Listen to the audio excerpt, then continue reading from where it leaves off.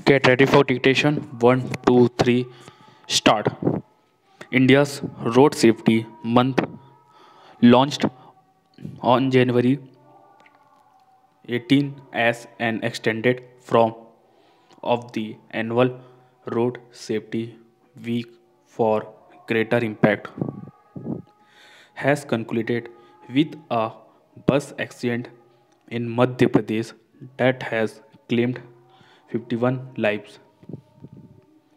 The victims, including many young people, reportedly traveling to Satna and Riva to take a government recruitment examination, were trapped within the bus as it plunged into a swollen canal. One of many ghastly mishaps that have occurred after the COVID-19 lockdown.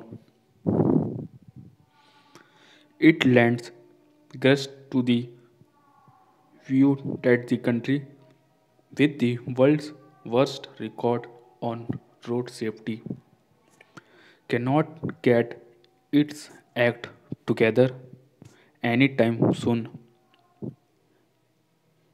India has, according to the just released World Bank commissioned report, traffic crash injuries and disabilities 1% of the world's vehicles, but 11% of all road accident deaths. The Union Transport Ministry put the number of dead in 2019 at 1,51,113 and injured at 4,51,361.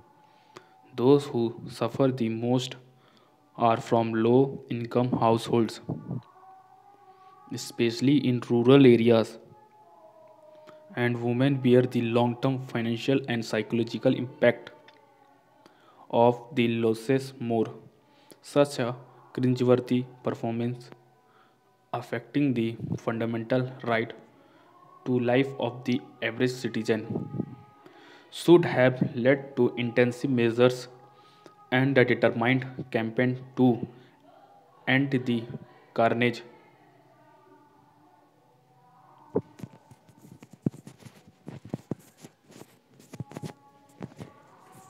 But the center and the states are evidently prepared to take only incremental steps. In the wake of this mishap, the immediate response has been to order a magisterial inquiry, which is so no substitute for a technical investigation conducted by safety experts. Union Transport Minister Nitin Gadkari has actively campaigned for road safety, and the Motor Vehicles Amendment Act of 2019 has provisions that aim to bring about change. But most states have been lukewarm towards hard steps to bring order to the roads, viewing zero tolerance rule enforcement through the lens of populism. This is reflected in the spate of accidents on India's highways, which witness 61% of deaths from just 5% of all accidents as per 2019 data.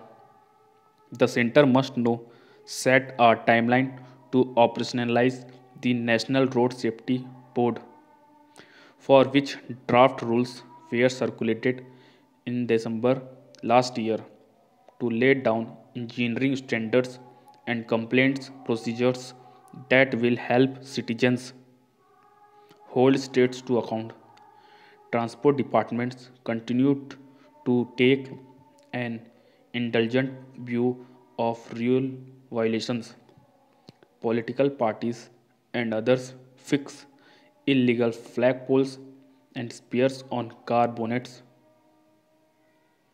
and metal contraption to XUV bumpers, which are deadly in an accident.